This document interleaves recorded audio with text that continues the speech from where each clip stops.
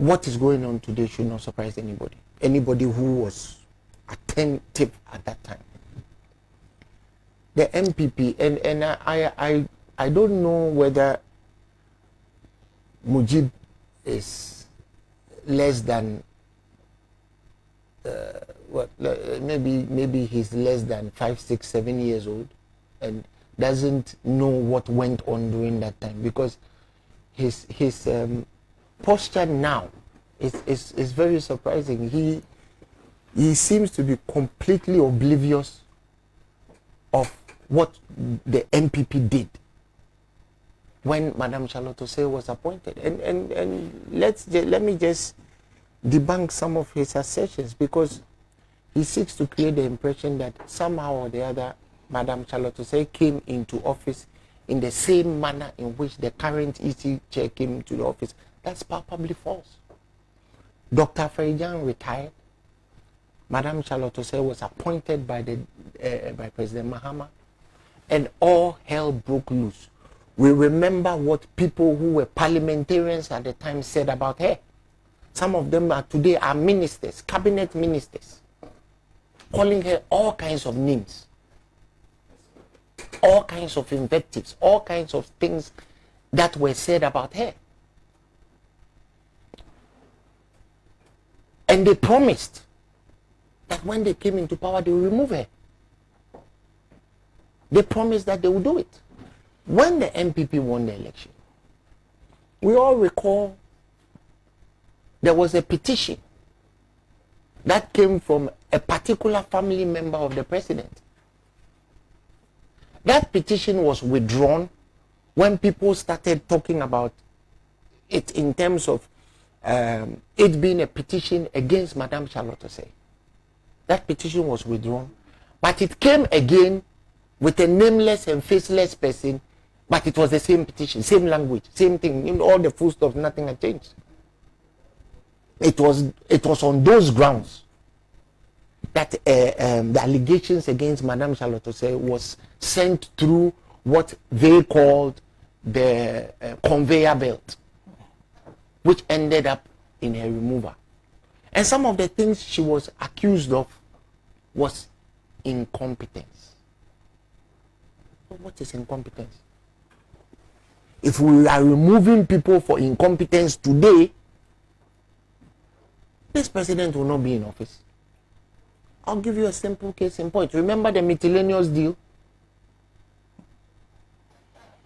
He said he was unaware. He said he was unaware. A letter that was signed by his executive secretary, the president said he was unaware, for which reason he removed his own sitting minister, energy minister. If that is not incompetence, what is it? But I guess those rules don't apply to him, so it's apples and oranges. But I'm just trying to highlight how nebulous accusing somebody of incompetence is. And then the very person who testified against Madame Charlotte Osei for procurement breaches was the current head of the Public Procurement Authority, Mr. ABAJ, or whatever his name is. We all know what he has done.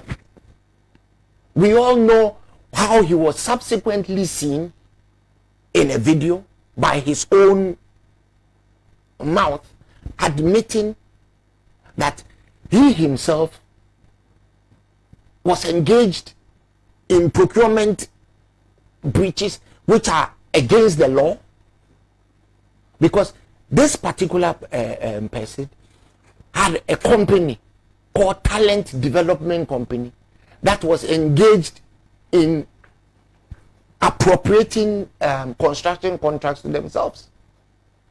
We all know that. So, to what extent do we accept his testimony against Madame Charlotte Osei? After she was removed, the president's choice was brought. I'm not even going to go into family and friends, because if we start family and friends, we are not going to leave this studio. Sure. I'm drop dead sure by their own standard. You see, in the United States State Department report of 2018, they've stated clearly, it's on page 21, first 3 paragraphs, that Madame Charlotte Osei was removed by this government so that they could get the kinds of people they wanted to be at the Electoral Commission, so that they could disenfranchise NDC voters in NDC strongholds. Now, for me, this is the most critical issue, and it is the reason why this current AEC are hell-bent at all costs on promulgating a new register when it is absolutely not needed. And Mujib, let me give you your pound of flesh. You have been very consistent in stating your discomfort with the manner in which the EC is approaching the compilation of the register. And I'll give you that. Maybe your party people should listen to you. You see, if your passport gets missing today and you go to the passport office, what will simply happen is that you are already in their computer biometrically. So they will rediscover you and give you a new passport. End of story. Nobody is going to tell you that, Mujib, go and bring your birth certificate, show us who your grandfather is, where is your hometown, all the rigmarole that you went through during the first time you were being biometrically registered to get a passport. It's not something you're going to go through again. What many of us are trying to tell this current EC is that we already have a biometric register. So please don't reinvent the wheel with this attendant cost. There are many Ghanaians today who can think of 1,000 things to do with 440 million cedis. That does not include a new biometric register. Because I'm sure that as we were coming to this studio, we all saw the state of our roads. Never mind the fact that we have 10 transportation ministers in this country. We all saw the state of our roads. Yes, but the former president also said sexual, which is well, I've not, because I haven't talked about the ministers of state. Ministers of state are also ministers. But as far as your government, if I'm going to digress, as far as your government is concerned, roads is transport, aviation is transport, aviation is not transport, roads is not transport, ports and harbors is not transport, railways is not transport. So you have ministers and deputy ministers for all that. And then you have the transport minister, who has now been reduced to DVLA and their special. So what I'm saying is this: there are many people in this country today who will die because of issues concerning maternal mortality. There are many mothers today who have had babies and are on the floor because there are no beds for them. There are many people who have accidents today and die because even things, simple things like adrenaline is not available at the hospitals. So I can think of 1,000 things that we can do with 440 million cedis rather than to recompile a biometric register that already exists. But the reason why the MPP administration, in conjunction with the EC, want to do this is because they want to go to places that are deemed NDC strongholds and disenfranchised people. Let's not forget that we have in the past heard members of the MPP open their mouths and say there are no human beings in Hohoe. Remember that? That why is it that there are so many people in K2 South? We have seen this government come to power and remove registers of births and deaths in certain places in the Volta region. We know why they did that. We also know why they were hell-bent on creating new regions so that they could create ingratiation from some of the places that the regions have been created, and that's okay for them. But in 3 years, we have had two different referenda, cost money. We are doing NIA, cost money.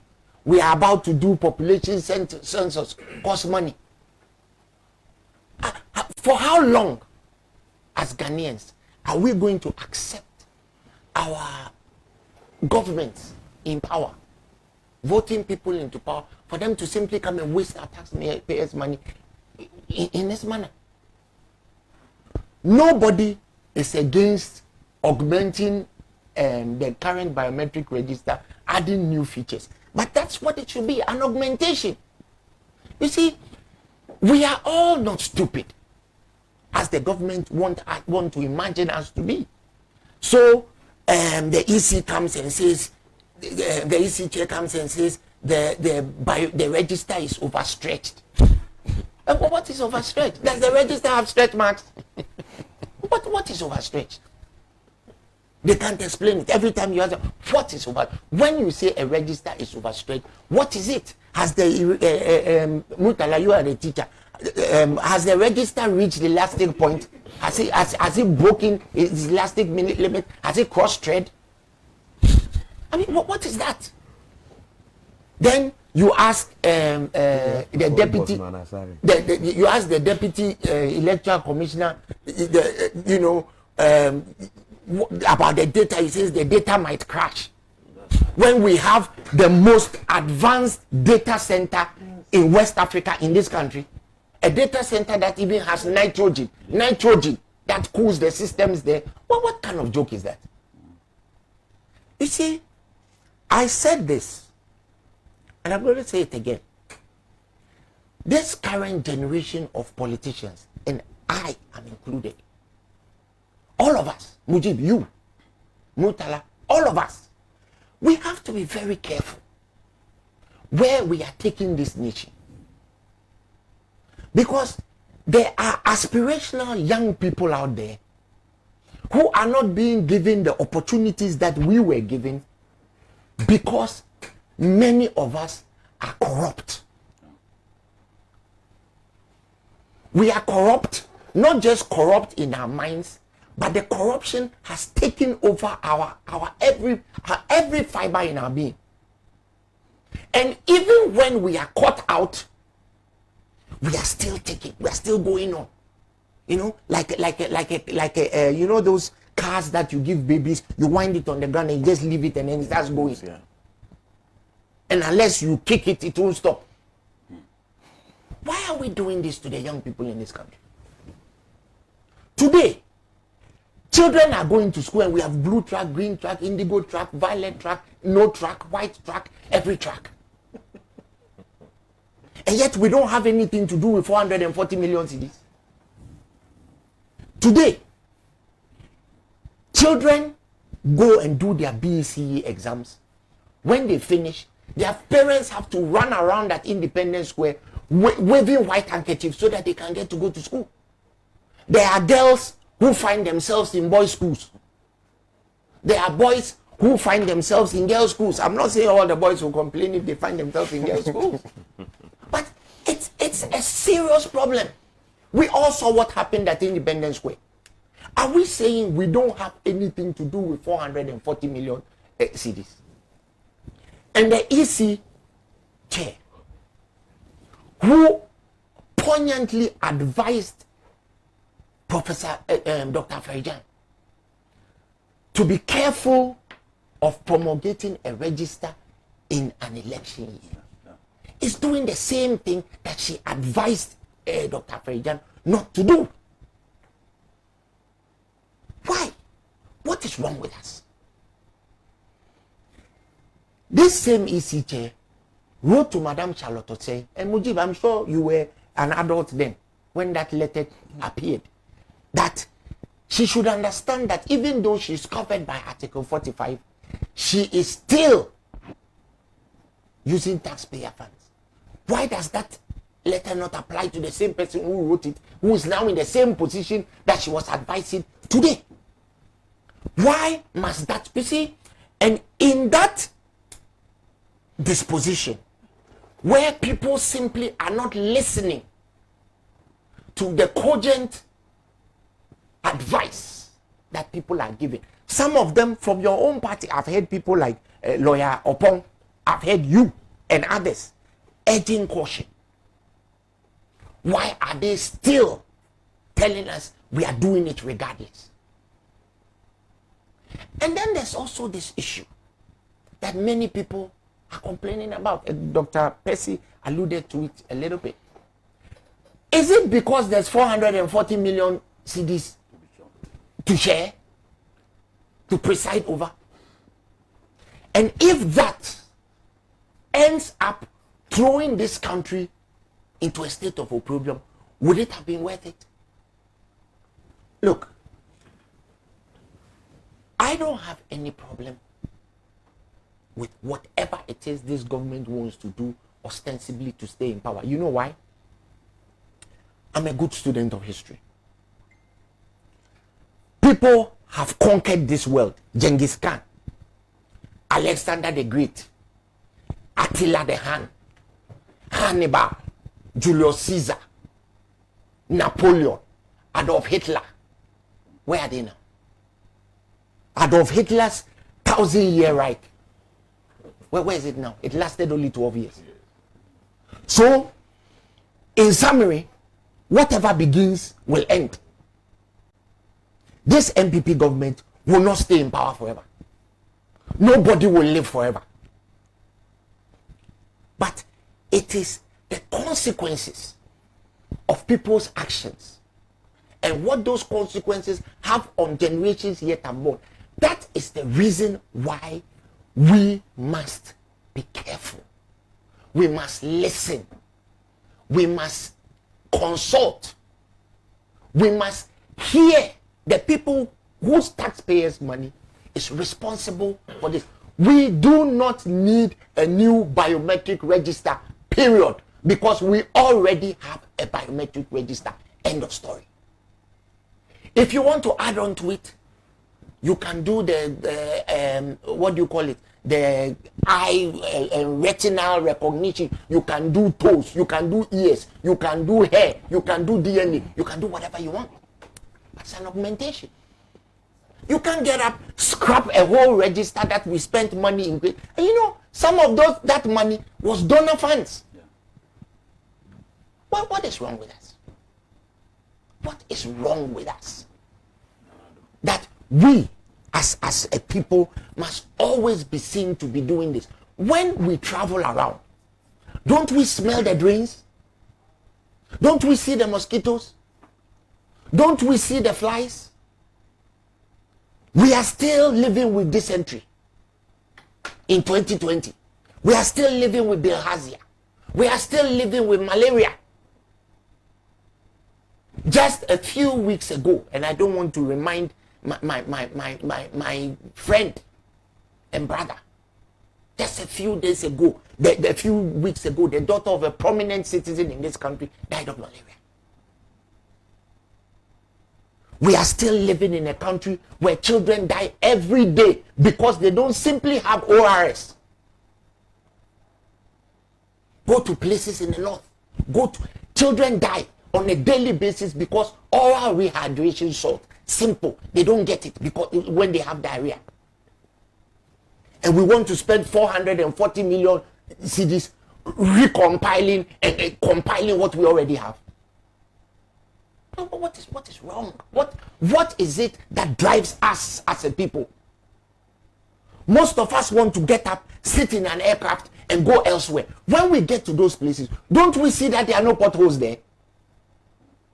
Don't we see in Singapore in 1947 they had more swamps in Malaysia and Singapore than we have here? Today they've gone past malaria. What is it that they did right that we can do? Are we saying we don't have the intellectual ability? There are many people, Dr. Percy, sitting here. Murtala is sitting here. Murtala has 1,000 degrees. He's still getting them. What is wrong with us? And the people of this country should be asking this government the question I am asking. What is wrong with us? Why do you want to persist with this? Look, the EC has a budget for 2017 that they didn't spend. 2018 they didn't spend. 2019 they didn't spend. So in total, it's not just 440 million, it's about 1.8 billion. Can't we use that money to do something better? Can't we just simply use that money? Can't we use that money to train more doctors? Can't we use that money to pay the nurses that we are arresting when they complain? Can't we use that money to pay the teachers the backlog of their salaries for which they are going on strike?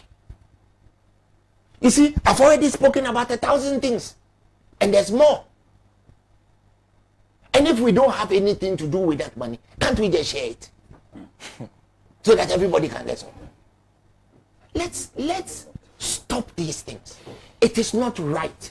There are generations, like I said, yet unborn. When we were children, when I was in secondary school, in Achimota school, the population census that was conducted then, this country, we were 18 million.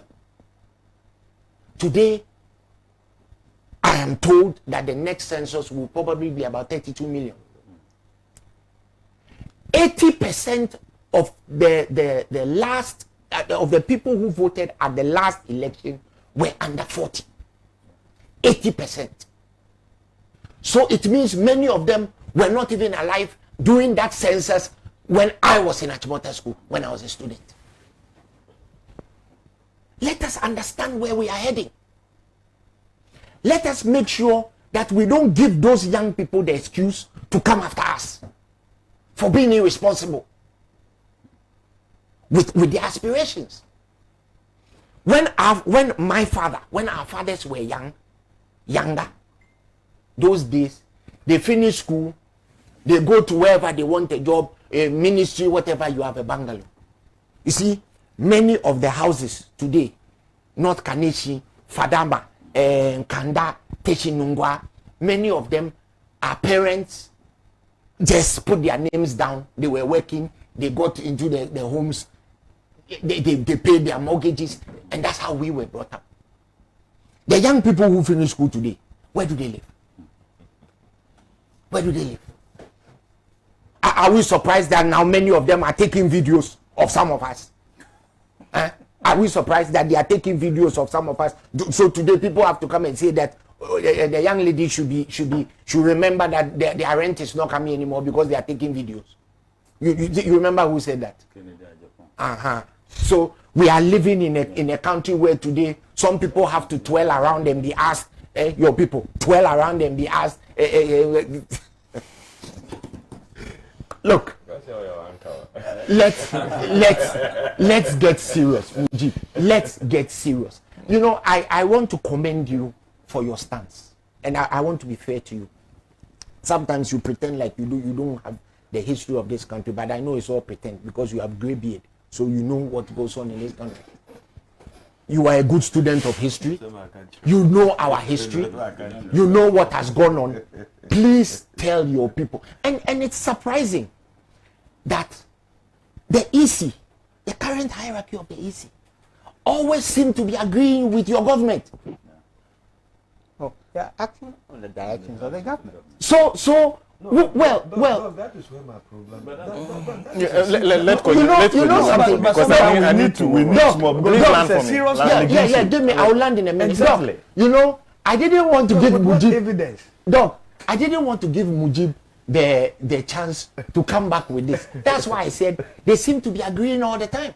They were agreeing when they were in opposition, or in a diametrically opposite direction. They are agreeing now.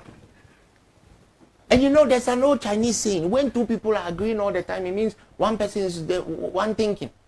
Senior, when you were talking, you made mention of some people. There are other people who are even worried and are asking the issue with the time limit. Whether the issue should be able to meet what they are intend to do with the time from that is why. NPP. So in London, Exactly. That is why I'm saying that some of the MPP aficionados are worried because they can see into the crystal ball. There is a serious problem coming if this EC persists with what they are doing. Can you imagine, Senator in London? Can you imagine what will happen on Voters' Day in this country if systems fail? Can you imagine? 2 days ago, for the last 3 days, you have not been able to send a simple WhatsApp to anybody. Even still suffering. And yet, the people who were not able to facilitate that and tell us that their undersea cable is broken have been given a contract. Sena, if we want to know, in P, we say, if we want to see what will happen, should anything like that happen, look at the last 3 days. What has been going on in this country? Essentially,